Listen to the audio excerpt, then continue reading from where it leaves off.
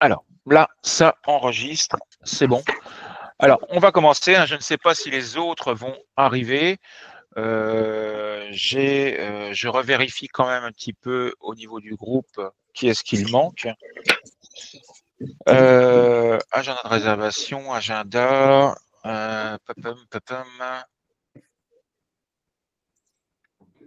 Gérer. Donc, Trini, elle est là, Natalia, elle est là. Il me manque Abi, il me manque Abdi, il me manque Denis et Irina. Abdi, Denis et Irina, qui pour l'instant ne sont pas encore arrivés. Alors, on va voir s'ils vont se connecter ou pas. Alors, je vous explique un petit peu le contenu de ce cours. Ça va être un cours spécialisé sur une partie. Eh bien, une partie. Est-ce que tu peux couper le son, s'il te plaît, par contre Est-ce que c'est possible de couper le son, ceux qui ont le son allumé, pour pas qu'il y ait d'écho?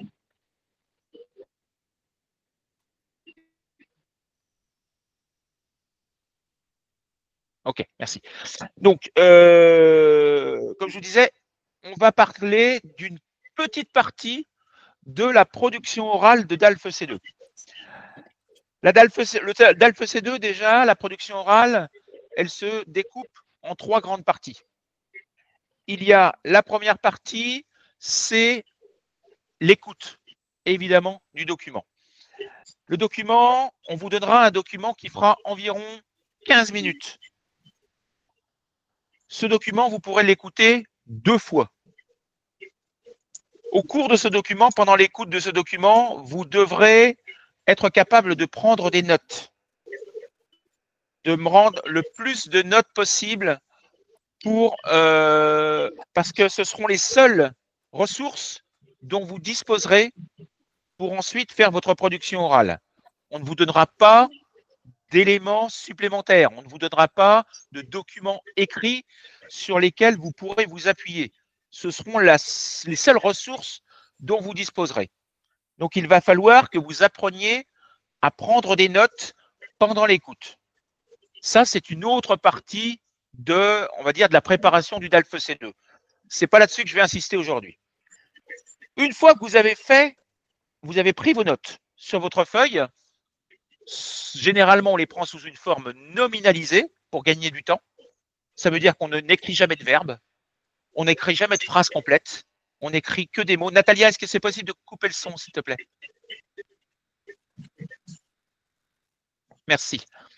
Donc, une fois que vous avez pris ces notes, il va falloir que vous les réutilisiez pour pouvoir faire un compte-rendu. Non, c'est toujours pas coupé. Je ne sais pas qui c'est. Je ne sais pas si c'est Natalia, mais il y a quelqu'un qui a son micro allumé. Je ne sais pas qui c'est. J'ai vraiment un problème de son. Ah, voilà, ça y est, c'est bon. Là, c'est bon. OK, merci. Donc, une fois que vous avez pris vos notes, il faudra que vous les réutilisiez pour faire un compte-rendu. Ce compte-rendu, il se fera en environ 8 minutes, alors que le document audio en faisait 15. Il va falloir donc réduire. Et pour ça, il va falloir restructurer, réorganiser les idées du document audio. Il va falloir que vous le fassiez, là encore, je le répète, d'une manière nominalisée. N'écrivez jamais de phrases, vous n'aurez pas le temps d'écrire des phrases et vous allez vous perdre dans vos notes. Vous ne saurez plus sur quelle feuille vous avez écrit quoi. Vous serez totalement perdu. Donc, il faut que vous soyez capable de prendre les notes sur environ une page. Vous avez 2 écoutes. Chaque écoute doit vous permettre de repérer des informations importantes. Il ne faut pas chercher à tout noter dès la première écoute. Vous n'y arriverez pas et vous allez vous perdre. La première écoute doit être dirigée dans une seule direction. Les éléments essentiels du document et le plan de ce document. C'est tout. Une fois que vous avez ces documents, c'est les éléments essentiels et le plan, la deuxième écoute vous permettra de remplir les colonnes du plan. Je vous montrerai ça rapidement tout à l'heure. Donc, première écoute, éléments essentiels. Alors, c'est quoi les éléments essentiels? C'est être capable de répondre aux questions Qui, quand, où, pourquoi. Qui? Les personnes présentes. Vous devez être capable de repérer tous les intervenants, que ce soit les journalistes ou les personnes extérieures qui interviennent. Il faut que vous soyez capable de tous les repérer, de tous récupérer leurs noms. Alors attention au niveau des noms, vous ne devez pas repérer les prénoms, mais les noms de famille. Bon, si vous repérez les deux, c'est très bien, mais la priorité, c'est le nom de famille, pas le prénom. Si par exemple, c'est un document où on entend M. Macron, ne dites pas Emmanuel, il a dit que. Ça n'ira pas. M. Macron a dit que. Ou son titre, le président a dit que. Mais vous devez absolument repérer les noms de famille. Vous devez également repérer leur métier à ces personnes-là. Qui sont-ils? Est-ce que ce sont des professeurs? Est-ce que ce sont des journalistes? Est-ce que ce sont des économistes? Est-ce que ce sont des hommes politiques? Ou des gens du spectacle ou de l'art ou des sportifs, etc., etc. Vous devez être capable de repérer leur rôle dans la société et leur lien avec le thème dont ils vont parler. Il faut que vous soyez capable de repérer quand ce document a eu lieu, c'est-à-dire de le contextualiser dans le temps. Quand vous écoutez un document radiophonique français, il est systématiquement contextualisé par le journaliste au départ. C'est-à-dire que le journaliste va systématiquement dire on se réunit aujourd'hui parce qu'il s'est passé ça. Parce qu'il y a ça qui s'est passé hier, avant-hier, la semaine dernière. Il y a un événement qui a eu lieu quelques jours auparavant. Il faut que vous soyez capable de repérer cet argument, cet élément. Je vous donne un exemple. J'ai travaillé hier avec le groupe, hier et avant-hier, avec les deux groupes de DALF C2 sur un document de production orale. Ce document faisait référence, les deux invités parlaient du retard que la France et l'Europe peuvent avoir en intelligence artificielle sur les États-Unis et sur la Chine. Il y avait deux éléments déclencheurs. Il y avait avant, 2 jours avant, 3 jours avant, M. Trump avait fait un discours où il annonçait qu'il voulait que les États-Unis soient le centre du monde de l'intelligence artificielle. Et vous aviez également, à la fin du document, il faisait référence au fait que M. Macron allait répondre lors d'un discours, lors d'une réunion qui a eu lieu à Paris le week-end dernier d'ailleurs. Il allait expliquer ce que l'Europe allait faire pour être compétitif ou compétitive avec les États-Unis ou avec la Chine. Donc il y avait ce document audio qui avait lieu en fait entre les deux discours. Mais le journaliste faisait référence à M. Trump et à son discours et à M. Macron qui allait faire un discours plus tard. Il fallait évidemment que vous repériez ces éléments-là. Donc le journaliste se charge toujours de donner cette information, de le contextualiser dans le temps. Vous devez le repérer automatiquement. Il y a d'autres éléments importants qu'il faut repérer, c'est évidemment le thème principal. Ici, par exemple, dans le document dont je vous ai parlé, c'était l'intelligence artificielle, le développement de l'intelligence artificielle. Il y a toujours également une problématique. Alors, vous devez être capable de voir la différence entre un problème et une problématique. Un problème, c'est l'intelligence artificielle. Une problématique, il y en a des dizaines. La problématique, ça peut être l'intelligence artificielle va-t-elle nous aider? Ou au contraire, représente-t-elle un danger? Quelle place l'intelligence artificielle peut représenter dans l'éducation nationale? Par exemple, il y a plein de sujets possibles sur l'intelligence artificielle. L'intelligence artificielle peut-elle jouer un rôle en médecine? Voilà, il y a plein de sujets. Ici, la problématique, par exemple, dans le document d'hier, c'était comment l'Europe peut-elle rattraper son retard sur les États-Unis ou sur la Chine en matière d'intelligence artificielle. Mais il y a toujours une problématique qui est clairement indiquée par le journaliste au départ. Vous devez le repérer. Et puis, il y a après le type de document audio dont il s'agit. Ce seront généralement des débats. Au C2, ce seront généralement des débats. Mais il y a deux types de débats. Il y a le débat simple, où vous avez, c'était le cas dans le document que j'ai travaillé avec mes C2, où vous avez les deux intervenants qui sont plus ou moins d'accord sur le problème. La France, elle est nulle. En intelligence artificielle, actuellement, elle est en retard, elle est largement dominée par les États-Unis. Ils étaient tous les deux d'accord.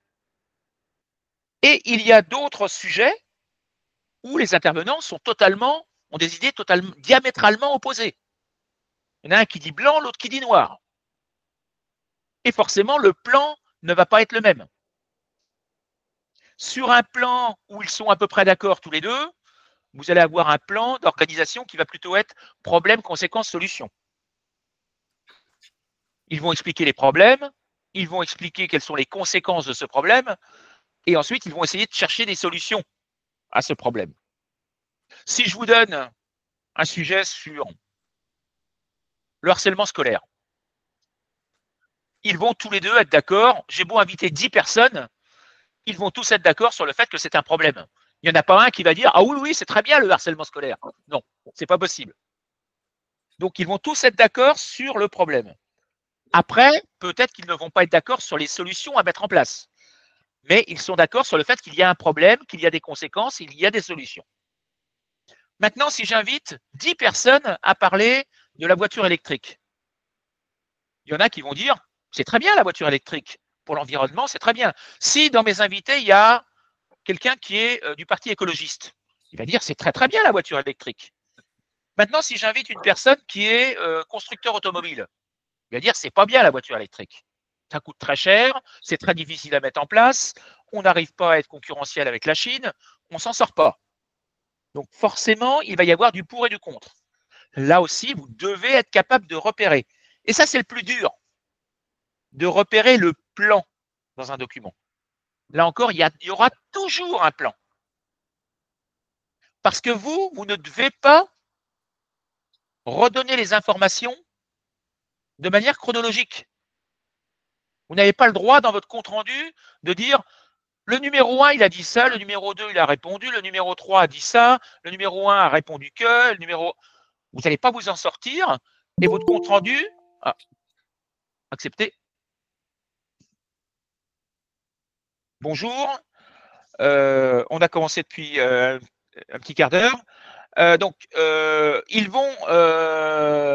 où c'est j'en étais, je suis perdu.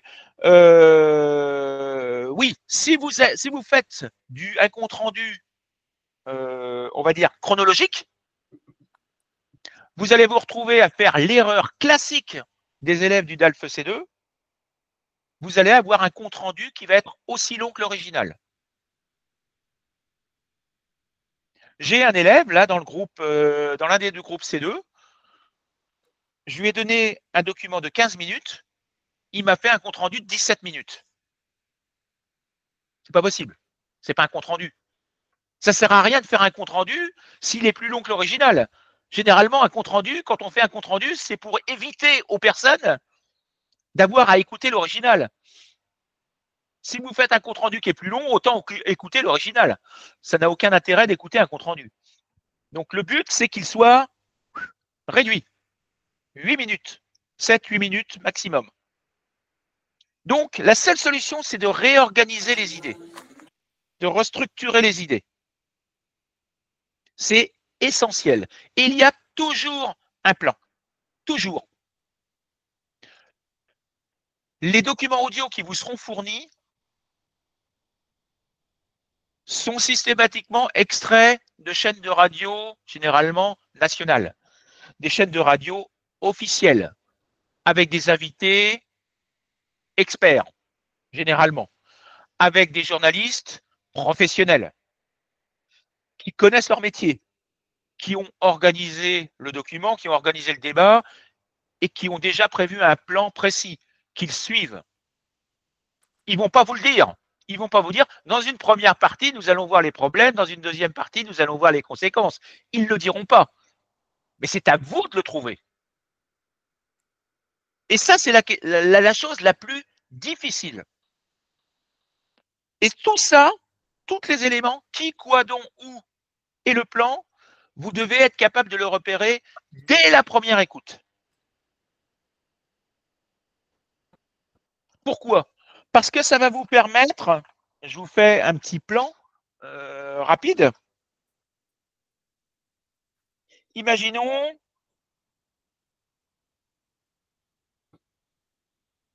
j'ai repéré qu'il y avait un plan problème, conséquence, solution. Bah, sur ma feuille, je vais mettre mon petit tableau. Sur ma feuille de brouillon, je vais mettre mon petit tableau problème, conséquence, solution avec mes 3 colonnes. Et lors de la deuxième écoute, dès que je vais entendre un problème, hop, je le mets là. Je mets mon problème ici. Ah, j'entends une solution. Hop, je la mets là. Etc., etc. Et vous allez vous retrouver avec vos arguments, vos idées, qui seront déjà organisés, qui seront déjà structurés. Et quand vous allez devoir faire le compte-rendu, bah, vous n'aurez plus qu'à suivre, faire d'abord tous les problèmes, puis toutes les solutions, puis toutes les conséquences, puis toutes les solutions. Vous allez travailler dans l'ordre, de manière verticale. Vous faites tous les problèmes. Une fois que vous avez dit tous les problèmes, vous dites toutes les conséquences. Une fois que vous avez dit toutes les conséquences, vous dites toutes les solutions. Et vous devez faire ça de manière totalement neutre et objective. Vous ne devez jamais prendre parti. Vous n'êtes pas présent à la réunion. Il ne parle pas de vous en particulier. Donc le je, le nous, le on, totalement interdit. Les verbes introducteurs, j'estime que, je pense que, non. Discours indirect, uniquement. L'invité précise que, ou selon l'invité. Donc, ou le discours indirect avec des verbes introducteurs, ou ce que l'on appelle des groupes incidents, du style selon l'invité, d'après l'invité, etc., etc. Il faut systématiquement que vous soyez capable de le faire au discours indirect. Voilà pour le compte-rendu. Vous aurez 2 autres éléments. Alors, je passe rapidement. Vous aurez 2 autres éléments à faire derrière. Un monologue, qui sera en fait un jeu de rôle qu'on vous demandera de faire, toujours en lien avec le thème du document audio. Si le document audio, il parle du harcèlement scolaire, ils ne vont pas vous demander de faire un monologue sur les voitures électriques. Évidemment. Le monologue sera aussi sur le thème des voitures, du harcèlement scolaire. Mais dans le monologue, on vous demandera de jouer le rôle d'un intervenant lors d'un débat ou d'une conférence. Vous êtes, par exemple, le sujet que j'ai donné à mes élèves du groupe actuel, là, de C2, ils sont profs en université, ils sont invités à venir faire une conférence devant des étudiants sur justement l'intelligence artificielle, sur l'importance de l'intelligence artificielle en 2025. Donc, ils doivent jouer leur rôle de prof et parler aux examinateurs qui sont en face d'eux comme s'il s'agissait d'étudiants. Bonjour à toutes et à tous, je me présente, je m'appelle Nicolas Dupont, je suis expert en intelligence artificielle et j'ai été invité par votre université à vous faire une présentation, etc., etc. Donc vous présentez, vous vous mettez dans votre rôle de prof d'université. Mais on peut vous demander d'être un prof qui parle à des gamins de 8 ans. Évidemment, votre manière de vous adresser à eux ne va pas être du tout la même. Vous pouvez être un médecin qui s'adresse à des personnes âgées. Là encore, vous ne pourrez pas vous adresser à eux de la même manière. Donc, il faut systématiquement être capable d'adapter votre discours au public que l'on vous impose. Donc, c'est ce qu'on appelle la vulgarisation. Adapter le discours au type d'acteur, enfin, au type de public que l'on a. Si je suis médecin et que je m'adresse à des gamins de 10 ans, je ne vais pas utiliser un vocabulaire de médecin. Ils ne vont rien comprendre, les mots. Il faut que j'adapte mon vocabulaire, ma manière de m'exprimer, pour que des enfants de 10 ans comprennent ce que je leur dis. Donc, c'est ça la difficulté du monologue derrière. Et troisième partie, vous aurez le débat avec les examinateurs. Un débat qui peut porter sur le compte-rendu, sur le monologue ou sur des sujets extérieurs, des sujets d'ouverture. C'est eux qui choisissent.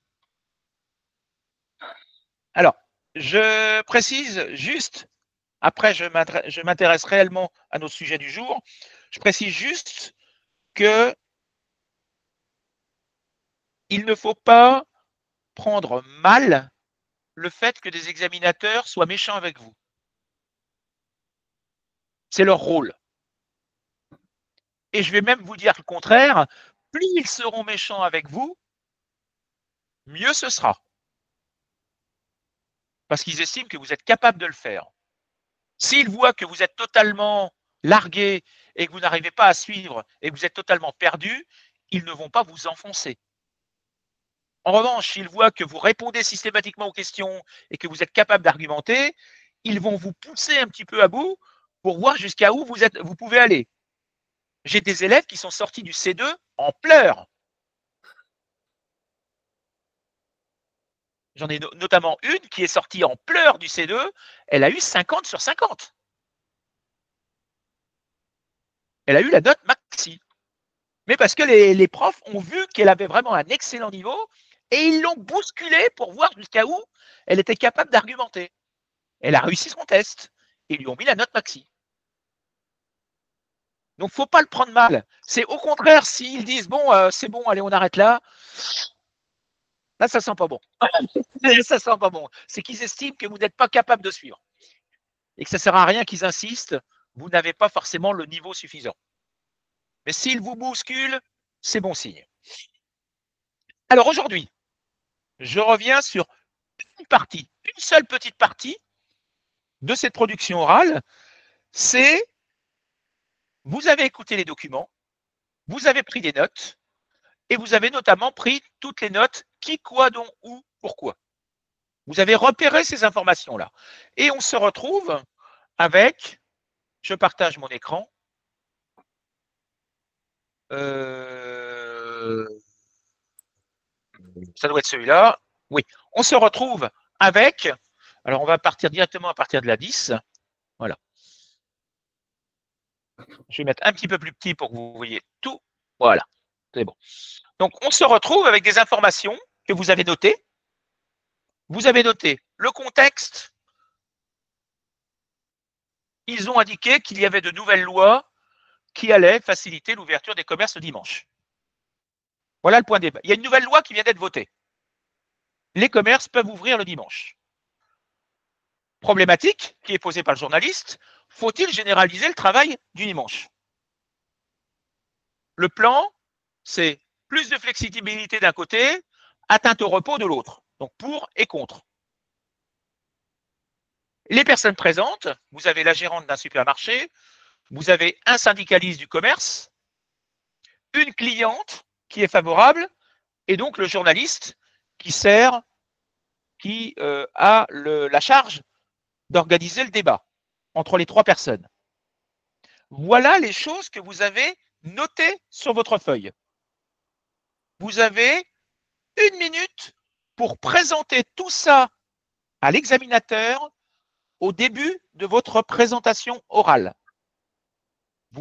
Lors de votre compte-rendu, vous allez devoir présenter toutes ces informations avec des phrases complètes, de manière fluide, en intégrant toutes ces informations et en utilisant un lexique, une grammaire, une syntaxe formelle. Ça veut dire quoi formel? Ça veut dire pas de on, O-N. Interdit le on, trop informel. Pas de il y a. Il y a, c'est scolaire, à interdire. Le il y a, il faut arriver à le supprimer. Si vous posez des questions, notamment la problématique, vous voyez, je vous l'ai mise facile, je vous l'ai déjà mise en inversion, sujet-verbe.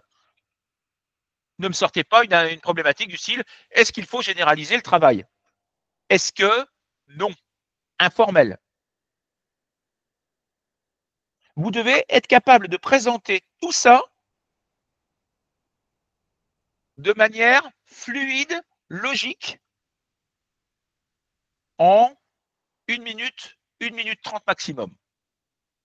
On ne vous demande pas de développer. On ne vous demande pas d'expliquer, on vous demande pas d'expliquer chaque argument. On vous demande juste de présenter les informations. Qui se sent capable de me le faire?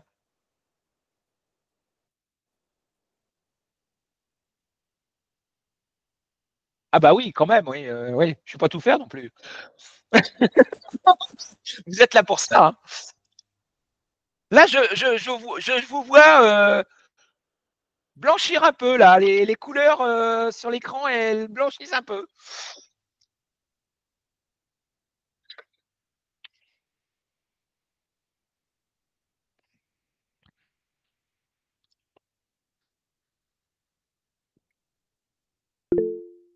Allez, vas-y, Yasmik. C'est bon, c'est bien. Je vais essayer quand même. Avant de commencer, j'aimerais savoir si je dois me présenter. C'est comme Évidemment. si on est à l'examen. Vous êtes à l'examen. Vous êtes à l'examen. Les examinateurs ne vous connaissent pas. Ils ne vous ont jamais vu. Vous vous présentez. D'accord. Bonjour à tous. Je m'appelle Asmik. Je vais vous présenter le compte rendu d'un document que je viens d'écouter. Dans ce document, il s'agit du travail dominical. Le journaliste en personne de Benoît Durand a quelques invités avec lesquels il doit discuter de cette question. Donc, la première invitée, Sophie Lebrun, dont la fonction est qui est gérante d'un supermarché. Ensuite, nous avons Laurent Petit, syndicaliste du commerce, et Anaïs Charlier, qui est une cliente favorable aux ouvertures dominicales.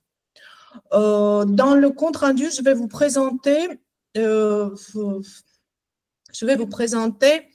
une problématique et les invités essaieront de répondre à la question suivante: faut-il généraliser le travail du dimanche?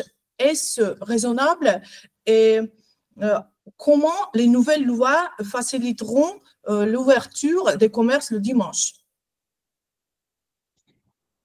OK. Alors. J'ai essayé quand même. C'est bien, c'est très bien, très bien. Tu as eu le courage d'essayer. On va revenir un petit peu sur cette production orale. Alors, il s'agit d'un document. C'est un petit peu informel. C'est un petit peu informel. Il s'agit de, on va essayer lui aussi de le supprimer. Et vous allez vous allez pouvoir présenter le document. Le document audio analyse une problématique contemporaine relative à. Ce document, vous allez le recevoir. Hein.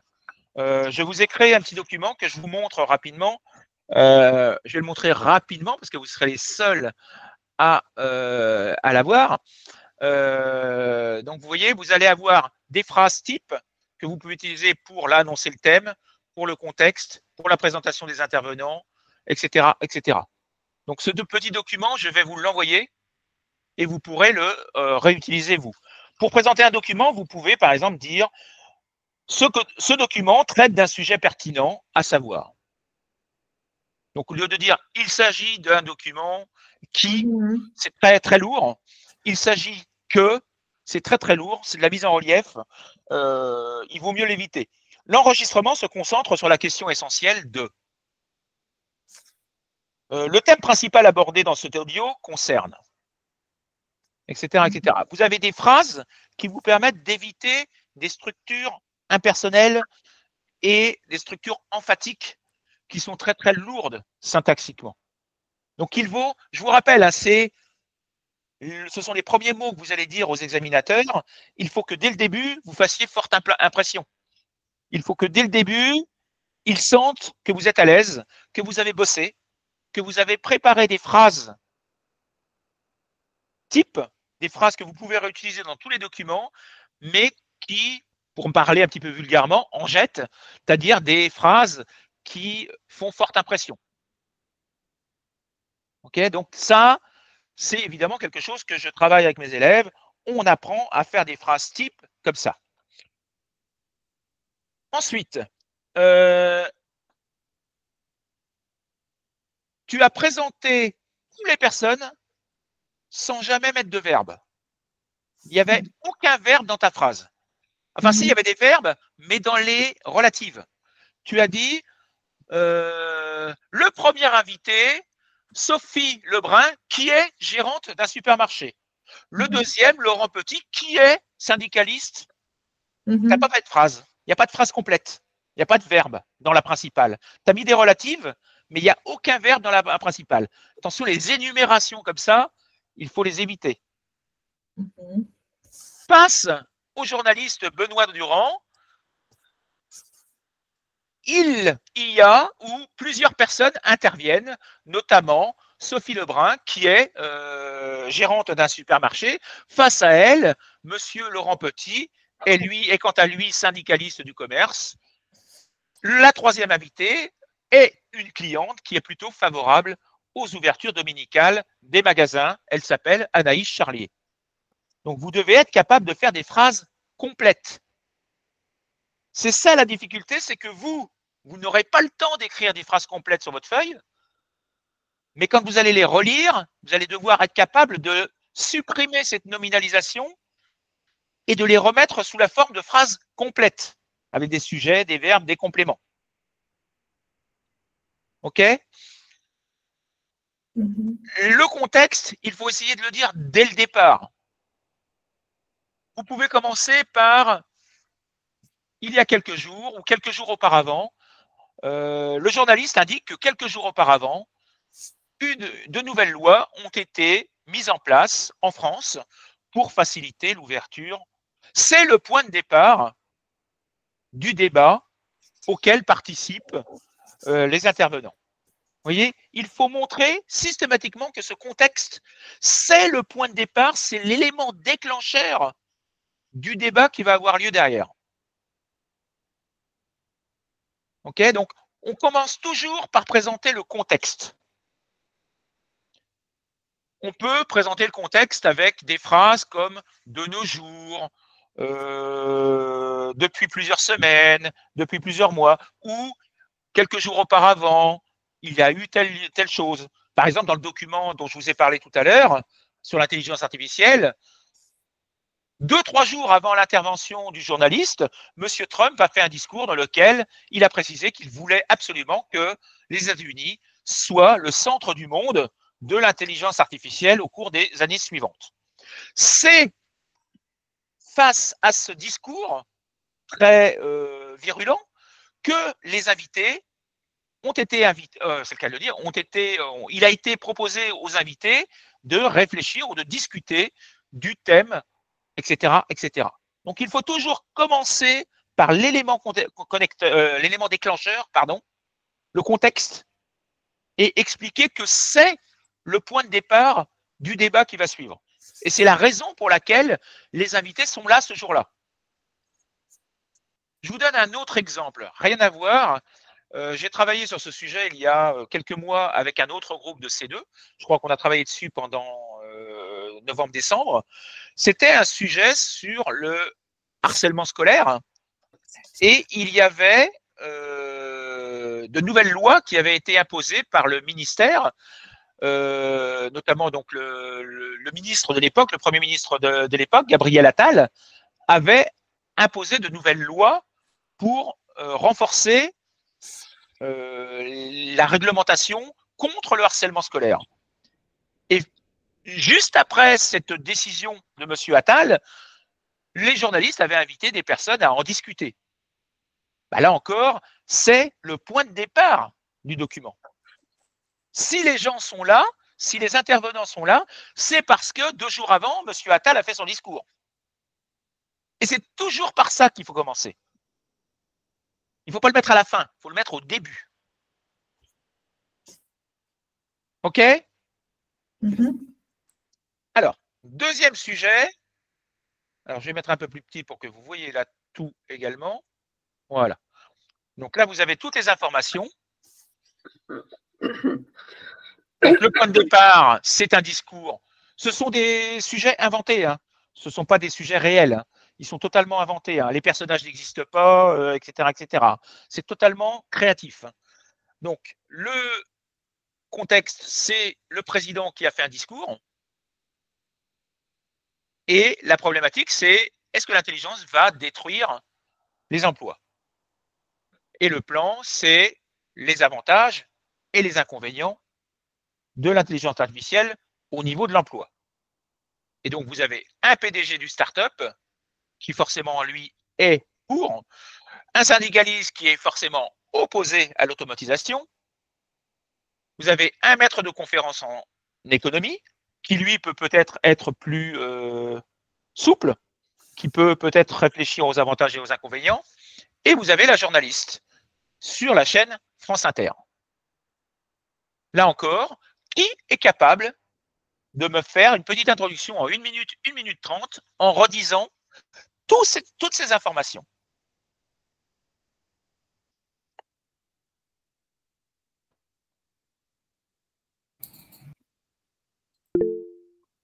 Allez, Elena, vas-y. Allez, je vais essayer. Okay. Bonjour à tous et à toutes. Je m'appelle Elena Prado et le document que j'écoutais est une émission de France Inter dans laquelle plusieurs intervenants s'expriment sur l'intelligence artificielle et emploi.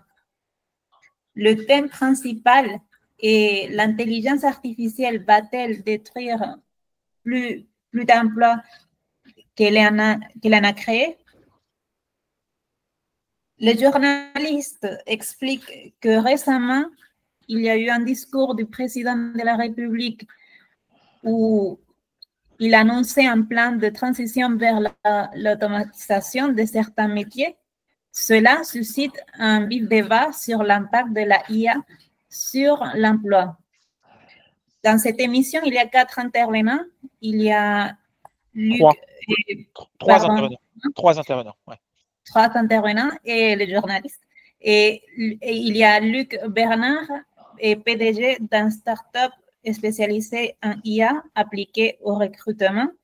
Claire Dufresne, syndicaliste opposé à l'automatisation dans certains secteurs.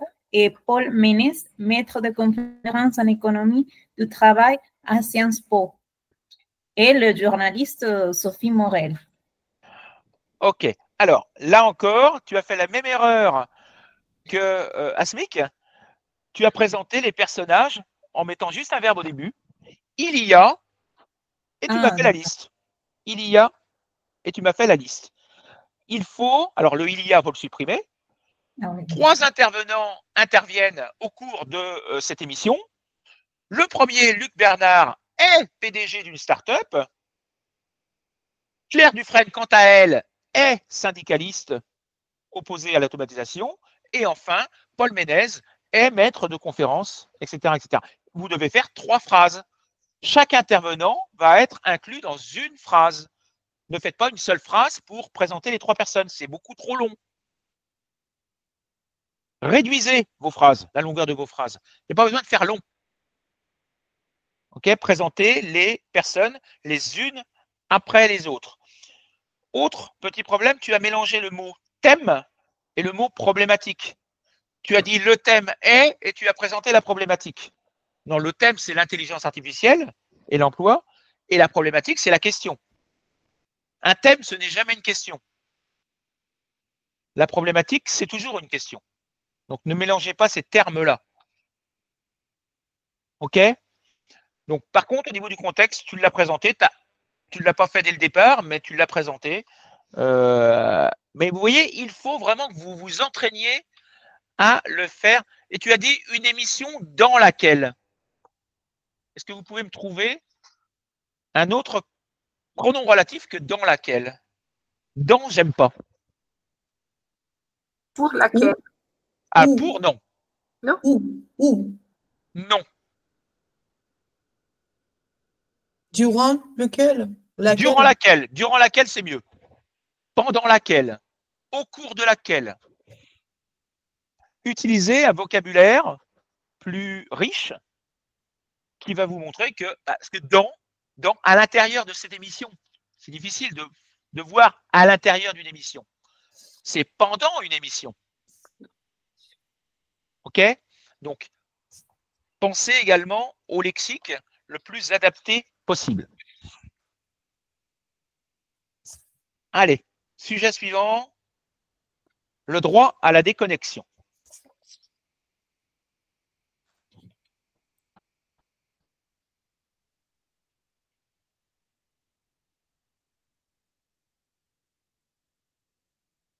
Alors, oui, je vous laisse le lire et je vous explique rapidement en même temps. C'est peut-être quelque chose que vous ne connaissez pas dans vos métiers, dans vos pays respectifs. C'est quoi le droit à la déconnexion? C'est une nouvelle loi qui est passée il y a maintenant 3-4 ans, quelque chose comme ça, en France, et qui interdit aux employeurs, aux patrons, de contacter leurs employés entre 7 heures le soir et 7 heures le matin. Ils n'ont pas le droit de les contacter ni par téléphone, ni par SMS, ni par mail. S'ils ont quelque chose à leur dire, ils doivent le faire pendant les heures de boulot. Ils n'ont pas le droit de les déranger quand ils sont chez eux. C'est ce qu'on appelle le droit à la déconnexion.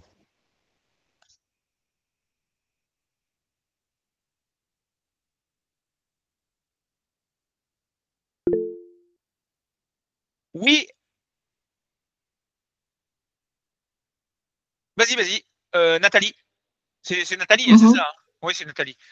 J'ai du mal avec l'alphabet cyrillique, j'ai un peu de mal avec l'alphabet cyrillique, mais je m'en suis sorti. Natalia, ok. Oh, ok. Vas-y, je t'écoute. D'accord. Bonjour à toutes et à tous. Le sujet traité aujourd'hui est le droit à la déconnexion.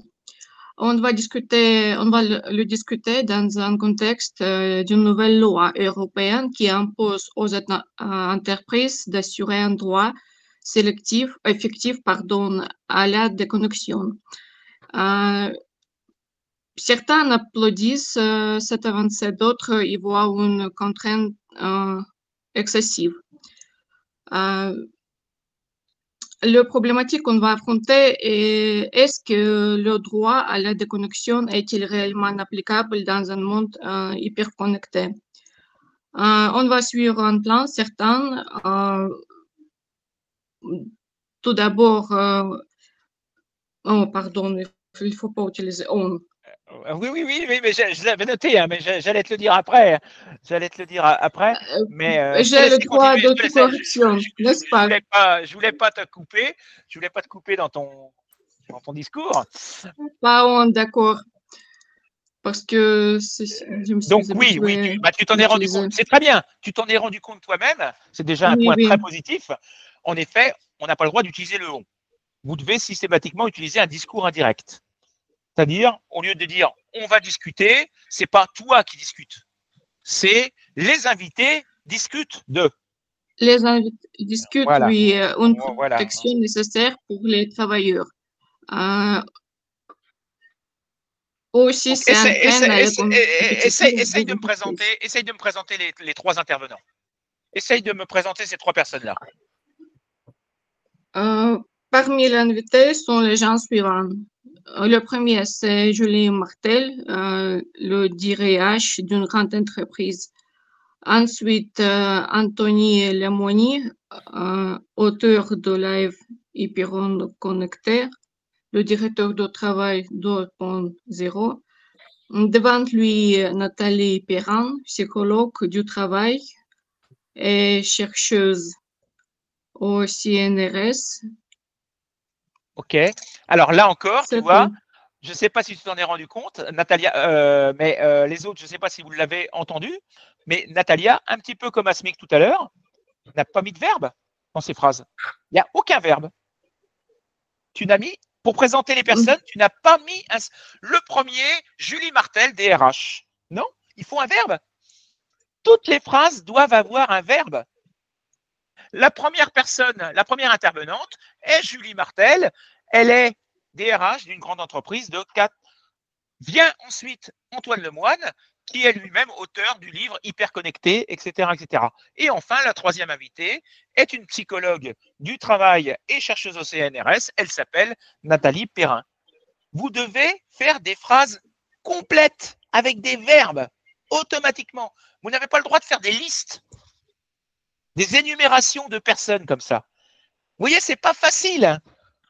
Et c'est d'autant moins facile quand on est stressé, quand on est dans le cas d'une situation d'examen, etc., etc.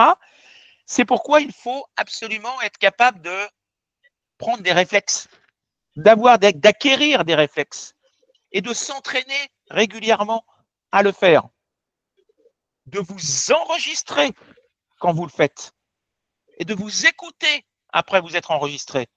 Essayez de voir, est-ce que j'ai dit des verbes? Est-ce que je n'ai pas fait uniquement des énumérations? Est-ce que je ne me suis pas trompé? Est-ce que je n'ai pas dit un « on » au lieu de dire un « les invités » ? Vous devez être capable de vous entraîner à le faire systématiquement le plus régulièrement possible. Et c'est seulement comme ça que vous allez y arriver. Et j'en viens à un mot clé et une chose qui m'énerve particulièrement quand je reçois des commentaires ou des questions sur les réseaux sociaux de personnes qui me disent « J'ai mon examen dans 2 semaines ou dans 3 semaines, est-ce que vous pouvez m'aider ?» Non. Je ne peux pas vous aider en 2 semaines ou 3 semaines. C'est pas possible.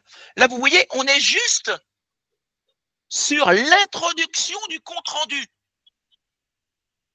Là, on travaille juste sur la première partie du compte-rendu. On n'a pas travaillé sur la prise de notes, on n'a pas travaillé sur le développement du compte-rendu, on n'a pas travaillé sur le monologue, on n'a pas travaillé sur le débat.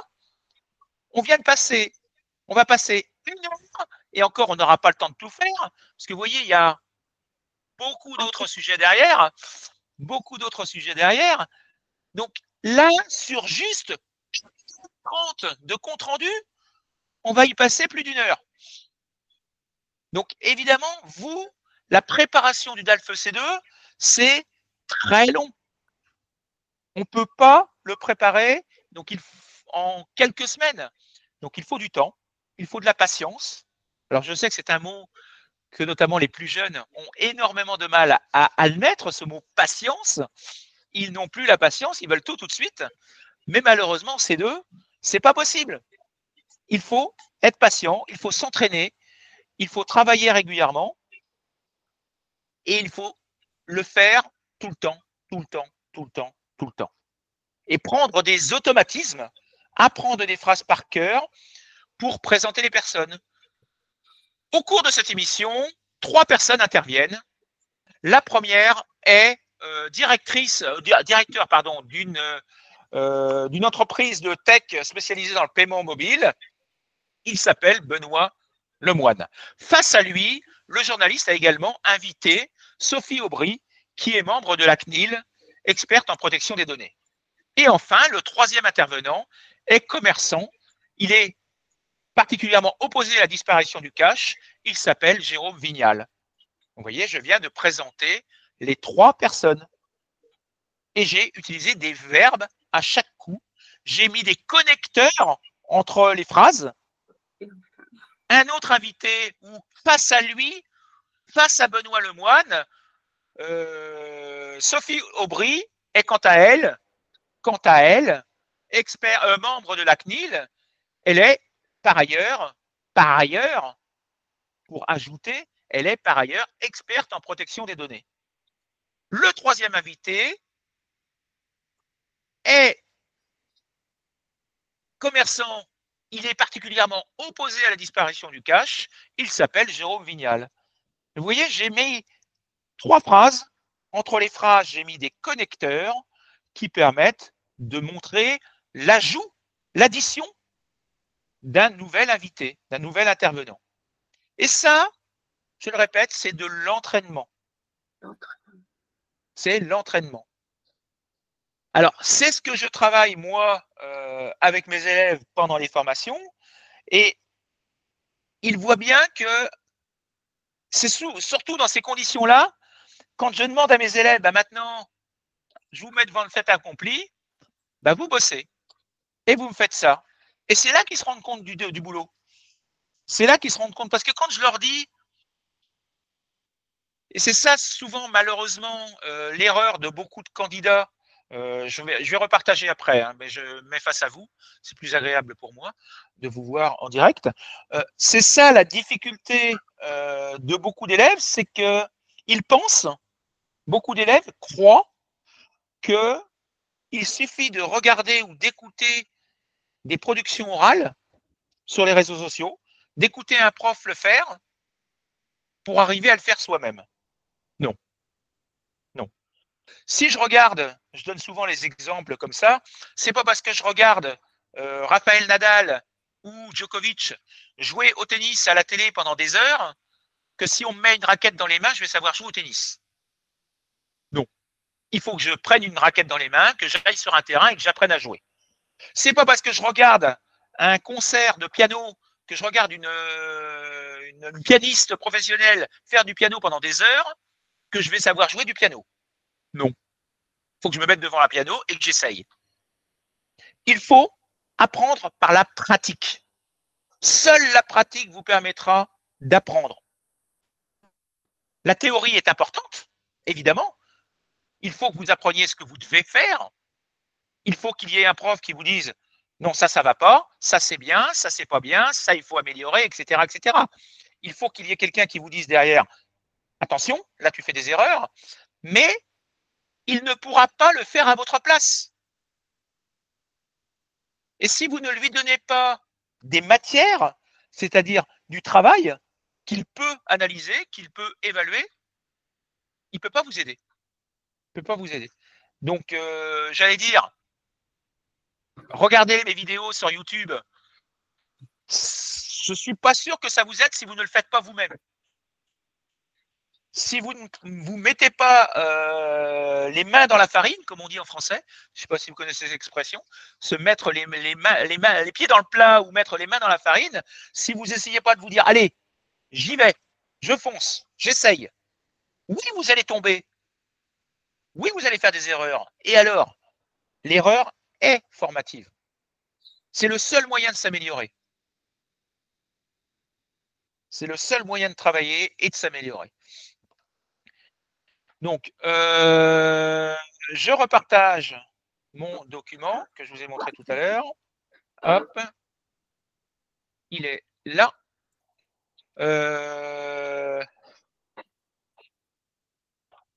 Hop. Voilà. On va passer à la page suivante. Je vous montre celui-là.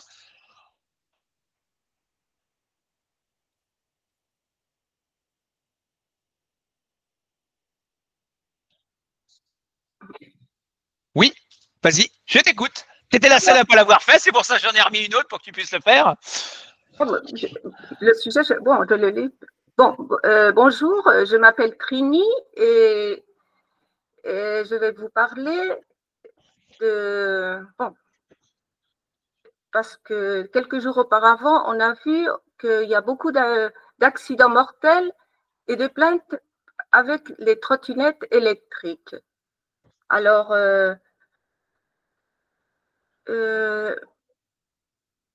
la problématique, faut-il interdire les trottinettes électriques pour avoir une meilleure, pour ne pas avoir ces accidents? Alors, le plan, c'est prendre une mesure de sécurité. Tu me présentes de manière chronologique là. Essaye de… ne dis pas le plan, c'est… Il faut que tu dises les invités vont se demander, vont répondre à cette problématique. Alors, et vont… voilà. Alors, pour débattre ce sujet, Oui. Nous avons trois invités. Non, nous, non. Non, non. Au cours de de cette émission, 3 personnes vont nous parler de Nous l'importance. parler, non. Vont parler. Non, Vont nous parler, non. Nous, on n'est pas là. On n'est pas là. Tu n'as pas le droit de dire nous. interviennent dans ce débat. Voilà. Hein? Alors, en premier lieu, c'est Camille Tissier, c'est une adjointe qui appartient au maire de la ville et son métier, c'est de charge des transports, non? Elle Oui, est dédiée aux charges des transports. Et ensuite, en face d'elle, nous avons, non? En face d'elle, Monsieur Maxime Renaud, c'est une personne qui appartient à une entreprise de location de trottinettes. Et puis, pour finir, nous avons aussi… nous avons. Non. Oh, c'est vrai. Oh, ben, c'est difficile, hein. Oui. Oh, non, mais rime pas. C'est difficile. Mais je sais bien. Et à côté d'elle, Anne Maurice est une présidente d'une association qui défend les piétons. D'accord. Et donc, ces 3 personnes vont débattre sur… Certaines sont plutôt favorables à ça. Et d'autres estiment que, voilà, certaines estiment que, d'autres préfèrent, insistent sur, etc. C'est comme ça qu'il va falloir que vous présentiez le plan. Oh ben, c'est pas so facile, hein, c'est très difficile. Hein. Tu vois, tu t'en rends compte. Mais oui. Non, quand je vous dis, il ne faut pas dire on, il ne faut pas dire nous, il ne faut pas dire je. D'accord, j'ai compris. Et mais quand après, quand tu faire, hop, les erreurs. Voilà. Ouais. Quand vous le faites, hop, vous avez fait l'erreur de dire je, nous, on, etc. Il y a. Vous avez toutes les 4 fait les mêmes erreurs par manque d'entraînement. Oui, totalement d'accord. Voilà. Donc, il faut absolument travailler. Et je le répète, ici, nous n'avons vu que 1 minute 30 du compte rendu. Oui. Donc, vous avez déjà fait toutes les mêmes erreurs sur la première minute 30 du compte rendu. Il y en a encore 6,5 derrière à travailler. Où il ne faut pas faire d'erreur. Et ensuite, il y a encore 10 minutes de monologue. Et ensuite, il y a encore 10 minutes de débat. Et tout ça, on doit le faire en 8 minutes. Alors, le monologue, le compte-rendu, vous devez le faire en 8 minutes, le compte-rendu en 10 minutes et le débat en 10 minutes. Vous devez parler pendant 30 minutes avec les examinateurs. Donc, vous voyez, là, vous vous êtes rendu compte déjà de la difficulté de ne pas faire d'erreur pendant 1 minute 30. Il y en a encore 28 derrière à tenir. Il y en a encore 28 derrière à tenir. OK? Donc, oui, c'est difficile. Très difficile. Oui, c'est exigeant, techniquement, mais ça ne veut pas dire que c'est impossible. Avec de l'entraînement, vous pouvez y arriver. J'ai vu certaines remarques sur les réseaux sociaux de personnes qui disent, de toute façon, le CE2, c'est pas possible, c'est trop exigeant, ils sont trop difficiles, etc. Oui, c'est difficile, mais c'est pas impossible. Alors, on va me dire, t'exagères, je vous donne juste le cas de mes élèves. Alors, ils travaillent beaucoup. Je les aide, je suis là pour les aider, mais j'ai 9 élèves qui ont passé le C2 au cours des derniers mois. Ils l'ont tous obtenu. Tous. Et certains avec une note exceptionnelle, puisque j'en ai 2 qui ont eu, j'en ai une qui a eu 100 sur 100 maximum. Et j'en ai une autre qui a eu 98 sur 100.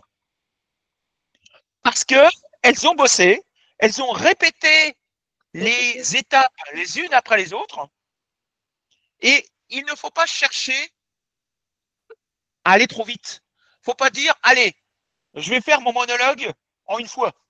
Je vais parler pendant 8 minutes pour faire mon monologue. Non. Moi, ma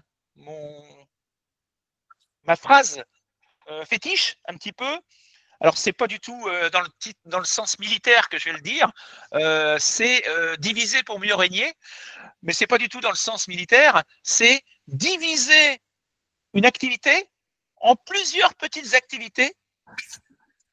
Vous allez faire l'introduction du monologue, du compte-rendu, puis vous allez faire la première partie du développement du compte-rendu, puis la deuxième partie, puis la troisième partie, puis la conclusion. Vous allez apprendre à faire chacune de ces petites parties et ensuite vous allez recoller ces petites parties les unes aux autres pour faire un compte-rendu complet. Et vous allez refaire après la même chose avec le monologue. Monologue, il y a l'introduction du monologue. Quand vous écoutez une personne qui fait une conférence, un conférencier dans une université ou peu importe, où il fait ça. Au départ, il commence comment? Il essaye de faire de l'humour. Il essaye d'intéresser ses spectateurs. Il essaye de se moquer de lui-même. Il fait une annonce fracassante pour intéresser ses gens. Donc vous devez être capable d'y arriver également. Donc vous allez voir que sur le monologue, on retrouve exactement les mêmes étapes à franchir pour arriver à faire un monologue complet. Là, je vous ai parlé que de la production orale, mais il y a également la production écrite. Sans vouloir insister, je ferai des vidéos là-dessus sur YouTube pour vous montrer. Quand vous regardez la fiche d'évaluation, la grille d'évaluation d'une production écrite ou d'une production orale de C2, si vous faites un hors-sujet sur un C2, c'est fini. Vous êtes foutu. Vous ne pouvez pas voir le C2. C'est plus possible. Hors sujet complet, vous ne pouvez pas avoir le C2. On vous demande de faire une lettre ouverte. Vous faites une tribune dans un journal, c'est fini. Vous pouvez retourner à la maison. Le hors sujet, c'est mortel. Et la plupart des élèves qui ratent leur examen, c'est parce qu'ils ne respectent pas les règles. On peut reprocher au DALF tout ce qu'on veut. On peut dire « Ouais, mais c'est trop compliqué au niveau méthodologique. » Ils insistent trop sur la méthodologie. Trop sur les règles. Il y a trop de points sur la méthodologie et pas assez sur la linguistique. C'est vrai. Moi, je suis d'accord avec ça. Moi, je donnerais plus de points à la linguistique. Je donnerais plus de points au respect de la langue, au respect de la grammaire, de la syntaxe, etc. Et moins de points à la méthodologie. Mais c'est comme ça. C'est pas moi qui décide. C'est pas moi qui fais les règles. Les règles, elles sont comme ça. Il faut vous adapter à ces règles. Et il faut apprendre la méthodologie par cœur. Si vous respectez la méthodologie, vous aurez le C2. Obligatoirement. Vous ne pouvez pas rater le C2 si vous respectez la méthodologie. C'est impossible. Mais il faut respecter la méthodologie. Donc, vous voyez, voilà un petit exemple très court, dans le sens où on a vu que 1 minute 30 de 30 minutes de production orale. Et vous voyez déjà le travail que cela représente pour vous. Toutes les 4, vous avez il y a, on va voir, je vais présenter, voilà. OK? Alors que je vous l'ai dit. Je vous ai dit, attention, il ne faut pas le faire. Et crac, vous êtes tous tombés dedans. Mais c'est normal. Tout le monde fait ça au départ. Tout le monde. Et petit à petit, avec de l'entraînement, on arrive à se maîtriser. À maîtriser ces choses-là et à ne plus faire les erreurs. Donc là, je finis avec une petite publicité normale, hein, forcément. Cette vidéo, elle sert un petit peu à ça aussi. J'ai actuellement 2 formations C2 qui sont en cours. J'en ai 2 autres qui vont commencer à partir de la fin mars. C'est vraiment à partir du 30 mars. Elles sont déjà sur mon site internet. Donc, je vous montre rapidement, je partage un petit peu mon écran pour vous montrer le site internet. Français, voilà. Donc, quand vous êtes sur mon site internet, vous avez tous les niveaux qui sont là. A1, A2, B1, B2, C1, etc., etc. Et vous avez, si vous descendez, vous avez toutes les formations disponibles au jour J. C'est-à-dire, en temps réel, vous avez toutes les formations disponibles. Et vous voyez que vous avez toutes les formations du 31 mars au 29 mars pour le C2 groupe 1, le C2 groupe 2, avec des horaires différents, le C2 groupe 1 pour juillet-août, etc., etc. Vous avez toutes les formations qui sont proposées. Donc, c'est disponible dès maintenant. Vous avez les autres formations. Et je précise que depuis cette année, depuis 2025, il est possible de s'inscrire de deux manières différentes, c'est-à-dire en direct. C'est par exemple le cas d'Elena. Elena, actuellement, elle est dans le groupe C2 qui a lieu en ce moment en direct. Donc, je l'ai tous les lundis et les jeudis. Donc, vous êtes en direct avec moi et on travaille ensemble et vous m'envoyez vos copies à corriger.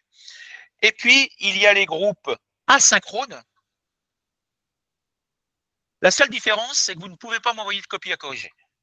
Mais vous accédez aux vidéos, vous ne pouvez pas m'envoyer de copies à corriger individuellement. C'est-à-dire que je vous envoie la correction.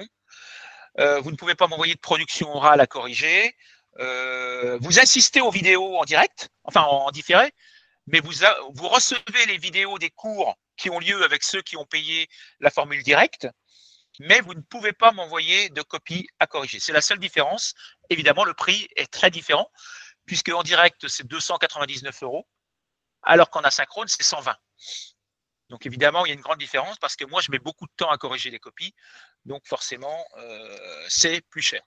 Donc voilà comment moi, je travaille avec mes élèves, c'est vraiment, j'insiste sur la répétition, sur le travail, etc., etc.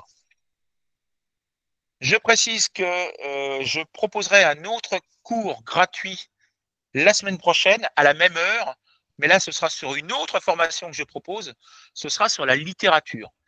Donc, je vous présenterai un cours de littérature et on parlera d'un grand auteur que vous connaissez certainement, c'est Molière. On travaillera. Non, je ne vais pas vous travailler sur Molière. Je ne vais pas utiliser Molière, je vais utiliser La Fontaine. Les fables de La Fontaine. Je vais faire un cours sur La Fontaine samedi prochain à 17 h et je vous montrerai là encore comment je travaille sur la littérature avec mes élèves. Donc là, ce cours va être disponible dans les prochains jours sur mon site internet, là aussi. Voilà. Est-ce qu'il y a des questions ?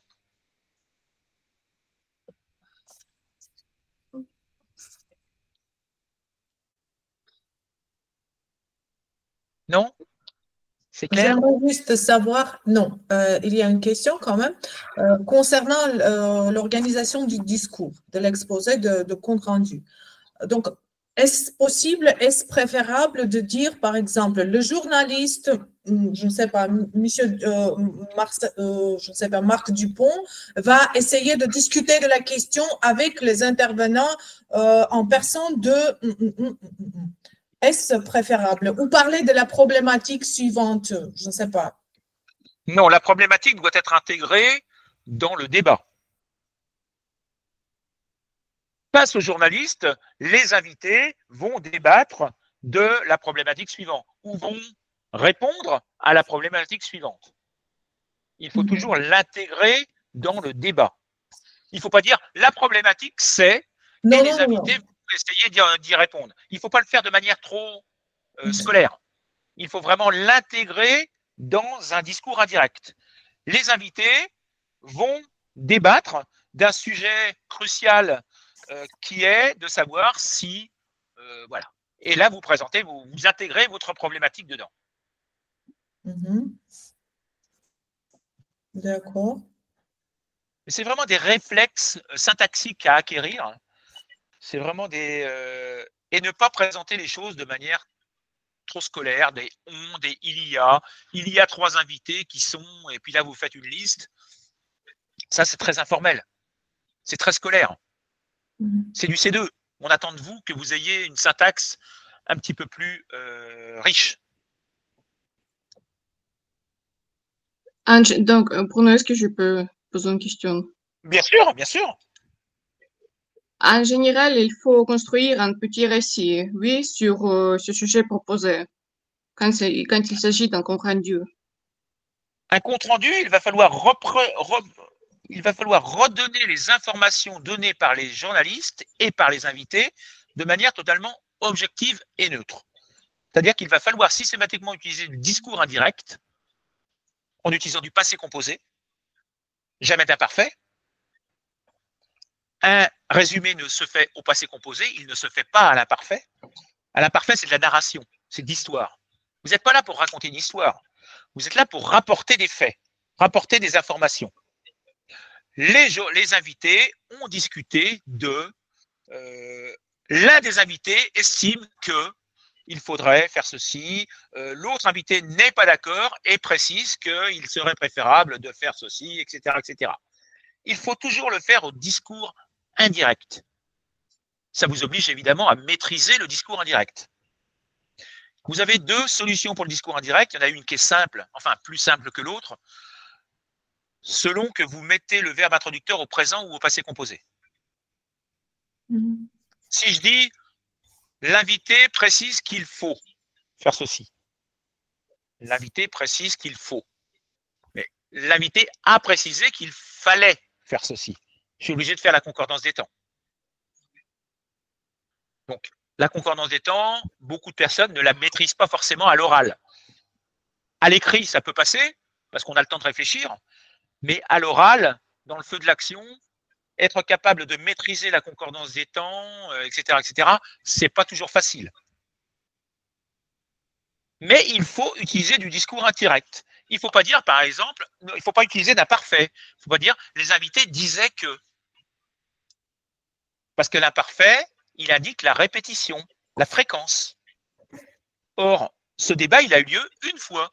Il n'a pas lieu tous les jours. Il ne répète pas le même débat tous les jours. Donc, vous ne pouvez pas utiliser l'imparfait. C'est a dit que. Parce qu'il l'a dit une fois. Donc, l'imparfait, ça c'est une erreur qui est fréquemment commise par mes élèves, c'est d'utiliser de l'imparfait au compte-rendu. Il n'y a jamais d'imparfait au compte-rendu. C'est pas possible. C'est que du passé composé. Ou vous pouvez le faire au présent. Si vous ne maîtrisez pas bien la concordance des temps, il vaut mieux le faire au présent. L'invité dit que. C'est plus simple. Ça vous évite de faire des erreurs de concordance des temps. Attention également au... je ne sais plus qui m'a fait cette erreur tout à l'heure. Attention également à l'expression du temps. Si vous dites les invités réagissent au discours que le président a fait hier. Donc, il n'a pas fait ce discours. Ou réagissent, peu importe le temps. Mais hier, non. Imaginons que ce document, il date de 6 mois. Imaginons que le document il a été enregistré. Voilà. Imaginez que le document il a été enregistré au mois de mai 2024 et que votre examen, vous le passez au mois de mai 2025. Si vous dites que le document il a été enregistré hier, le discours, c'est pas hier qu'il a eu lieu le discours, c'est 1 an plus tôt. Donc il faut pas vous dire hier. Hier, c'est quand vous dites le mot hier, c'est par rapport à vous qui parlez. Mais il faut le faire par rapport à eux, aux intervenants. Le discours, il a eu lieu la veille de l'intervention des personnes.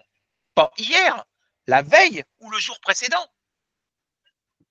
Mais il faut que tous les termes de temps que vous utilisez permettent de contextualiser par rapport aux personnes présentes, pas par rapport à vous qui présentez votre examen. Donc là encore, toutes les expressions de temps doivent être adaptées à ce discours indirect. Si je vous dis hier, Elena m'a dit que. Ben non, c'est pas hier. C'est 2 jours plus tôt, Elena m'a dit que. J'ai vu Elena hier. On a fait court, c'est vrai. Mais imaginez que on se revoit dans 15 jours. Je ne vais pas dire hier, Elena m'a dit que. Je vais dire il y a 2 semaines, Elena m'a dit que. Donc il faut que vous adaptiez toutes les expressions de temps par rapport au document lui-même, pas par rapport aux personnes qui sont dans le document, pas par rapport à vous. Donc il faut utiliser, c'est pas hier, c'est la veille, c'est pas le lendemain, c'est pas demain, c'est le lendemain, c'est pas il y a 2 jours, c'est 2 jours plus tôt. C'est tous les éléments de temps doivent être contextualisés en discours indirect. Et c'est votre maîtrise de tout ça qui va vous permettre d'avoir une bonne note. Mais je le répète, et on terminera par ça, hein, je le répète, parce qu'on a largement dépassé l'heure, si vous respectez la méthodologie, même si vous faites des erreurs de grammaire, même si vous faites quelques erreurs de conjugaison, même s'il y a quelques erreurs de vocabulaire, c'est pas ça qui va vous empêcher d'avoir le C2. Ce qui va vous empêcher d'avoir le C2, c'est de ne pas maîtriser la méthodologie, de ne pas respecter les règles. Mais si vous respectez les règles, vous aurez la moyenne. Pas forcément une note extraordinaire, ça va dépendre de la qualité de votre langue, mais si vous respectez les règles, vous aurez la moyenne. Mais il faut les respecter. C'est essentiel. C'est essentiel. J'ai une élève qui l'a passé, elle va se reconnaître, hein, je ne vais pas la citer, mais elle va se reconnaître. J'ai une élève qui travaille avec moi actuellement, mais qui a passé le C2 avant de me connaître. Elle s'était préparée dans d'autres conditions. Elle n'a pas respecté. Elle a un très bon niveau oral et écrit. Elle a un excellent niveau linguistique. Elle écrit très bien. Elle parle très bien. Elle ne connaissait pas les règles. Elle a eu 0 en production écrite. 0 sur 50. Parce qu'elle n'a pas respecté les règles. 0 sur 50 en production écrite. Donc, moi, je vous dis franchement, vous me prenez 100 Français qui parlent français, qui maîtrisent parfaitement la langue, même s'ils font quelques erreurs, c'est de plus en plus fréquent chez les Français. Mais donc, vous prenez 100 Français et vous leur demandez de passer le C2. Je suis sûr qu'il y en a 90 qui vont le rater. Parce qu'ils ne connaissent pas les règles. Et pourtant, ils écrivent très bien, ils parlent très bien. Mais il y en a 90 sur 100 qui vont le rater. Parce qu'ils ne connaissent pas, ils ne savent pas ce qu'il faut faire. Il faut d'abord savoir ce que vous voulez, ce que vous devez faire. Et ça, c'est de l'entraînement. C'est de l'entraînement. Et ça ne s'apprend pas en 15 jours. Voilà. OK. Une dernière question? Non? C'est bon? Non, non. Merci. Merci. Bah, merci. Bruno. Oui. Merci. Donc, vous allez recevoir toutes les 4. Hein. Les 4 personnes, Merci. les 4 autres personnes qui s'étaient inscrites et qui ne sont pas venues, elles ne recevront pas les documents. Vous allez toutes les 4 recevoir ce document donc avec les différents sujets qu'on a vus, plus les autres. Il y en a 25 en tout, donc on n'en a fait que 4. Donc, vous allez avoir d'autres. Et vous allez recevoir également le petit document que je vous ai montré rapidement là, où vous allez voir les phrases types que vous pouvez réutiliser dans chaque partie. OK? Donc, je vais vous envoyer ça par mail, comme ça vous les aurez. Bruno, une question. J'ai une question à vous poser. Oui. Vous aurez la continuation de cette. Non. Non. Mon but, c'est de donner envie aux élèves de s'inscrire. C'est pas de fournir toutes les semaines un cours pour que finalement. Je vais fournir d'autres cours. Je vais fournir d'autres cours gratuits comme ça, mais ils seront systématiquement sur des formations différentes. Je vais proposer une partie du C2, une partie du C1, une partie de la littérature, une partie de la grammaire, pour donner envie à mes élèves de s'inscrire. Mais bon, si les élèves savent que tous les semaines, je vais proposer 1 heure de cours gratuit, ils vont jamais s'inscrire à mes cours. Non, mais pas toutes les semaines, bien sûr, pas toutes les semaines. Non, j'ai pas prévu. La semaine prochaine, ça va être littérature. La semaine suivante, ce sera plus sur 2 nouvelles formations que je vais mettre en place également sur l'aspect culturel, notamment sur la francophonie et sur les régions françaises. Travailler la langue et travailler la culture en voyageant à travers les régions françaises. La culture, la gastronomie, la littérature, etc., l'ensemble. Et puis la même chose sur la francophonie, tous les pays francophones, un petit voyage à travers la francophonie et tous les pays francophones. Mais ça, c'est quelque chose que je vais démarrer à partir du mois de mars ou avril. Merci, okay. Très intéressant. Voilà. Je vous souhaite une bonne soirée, bonne fin de week-end. Merci Et puis, infiniment. Également. à bientôt, Elena. On se retrouve demain. Lundi. On se retrouve lundi. Au revoir. Bonne soirée. Au revoir. Merci beaucoup. Au revoir, merci. Au revoir. À bientôt.